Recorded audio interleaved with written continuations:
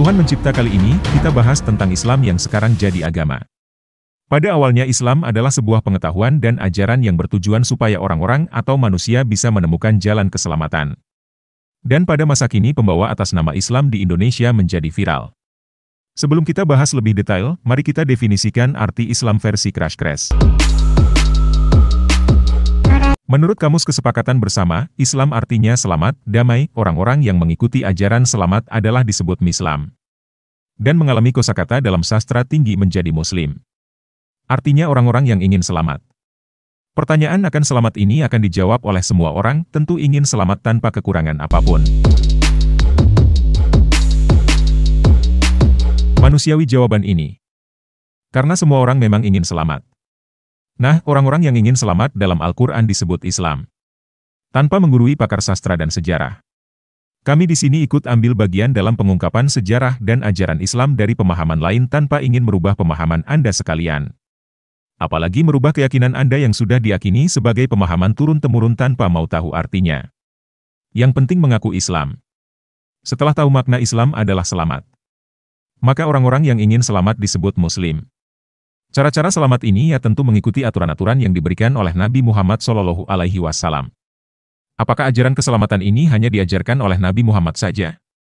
Kalau iya, berarti Nabi Isa, Nabi Musa, Nabi Ibrahim, dan lain-lain tidak ada mengenalkan Tuhan. Maka secara global definisi Islam adalah selamat. Maka ingin selamat tentunya semua orang. Tapi bila yang selamat hanyalah yang berkartu tanda penduduk agama Islam saja yang selamat, bagaimana dengan orang-orang yang juga ingin selamat tapi KTP tidak beragama Islam? Ada penceramah agama mengatakan yang tidak Islam adalah orang-orang yang mencari keselamatan palsu. Apakah Tuhan itu sedemikian sadiskah? Bila KTP tidak beragama Islam terus dihajar? Kafir. Walaupun kata-kata ini tertulis dalam Al-Quran.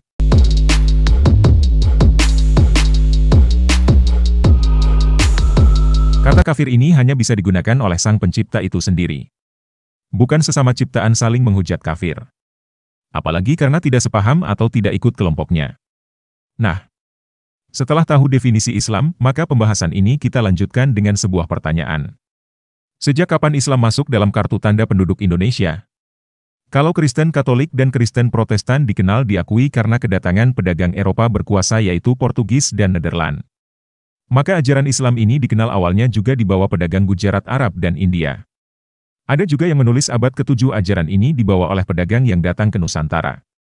Dengan mengatakan otentik ada makam kuno bertuliskan Arab disebut peninggalan Islam.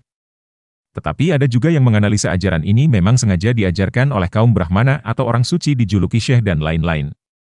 Silahkan, itu pendapat sejarah yang tidak mudah untuk dibantah. Karena sama-sama tidak tahu dan tidak hidup di masa itu. Yang jelas pedagang Gujarat ini datang dari Mekah pasti singgah dulu di India untuk bisa datang ke Nusantara bila perjalanan melalui lautan.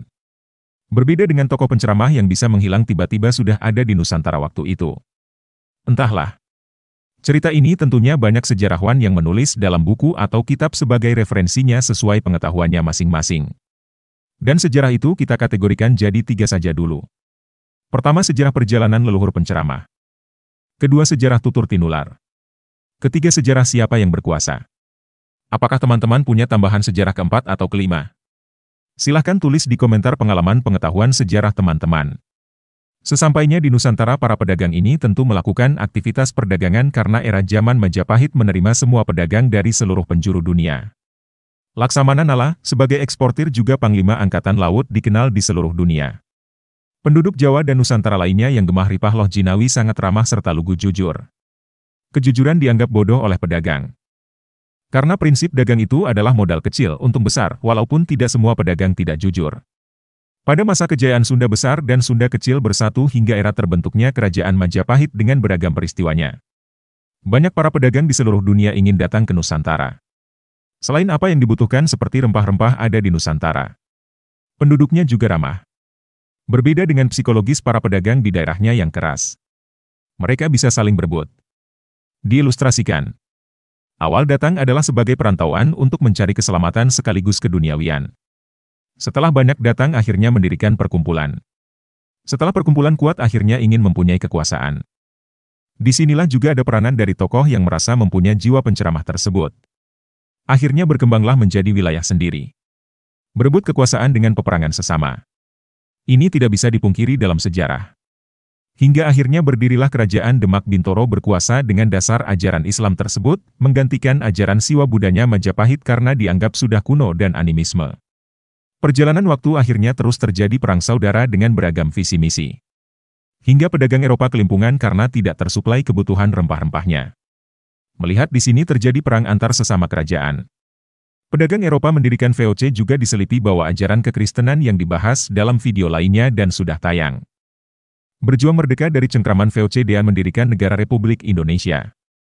Banyak tokoh memegang ajaran Islam ini turun-temurun. Ada yang benar-benar paham membuktikan ajaran Islam ini, ada juga yang hanya ikut-ikutan saja. Setelah Indonesia merdeka jelas rumusan dasar undang-undang yang disepakati bersama ada agama yang harus diakui karena dianut oleh para leluhur bangsa ini. Selain tokoh beragama Islam, juga ada beragama Kristen.